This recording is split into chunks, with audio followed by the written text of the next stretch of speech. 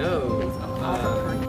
Give me this very hook door. So you actually notice this door right here. At least look up on the architecture here. So this right here, this is a. No, they didn't, but you found the well. Yeah, and there's that. We can't really see. Drafting studio.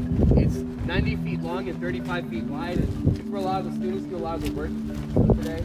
We might see a couple find out that we use that drinking water to this day here. Taliesin, yeah. So we're actually not hooked up to the drafting water here. So when it comes to drinking water, we use the water that he found.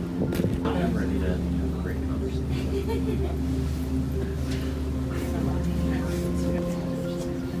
Oh, that's called a moon gate. Yeah, I mean. Why did they? Oh, yeah, I mean.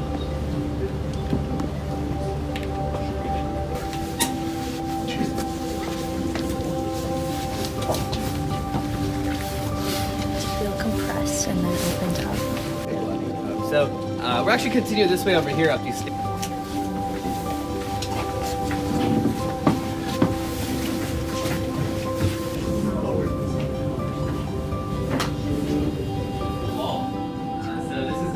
He would call it.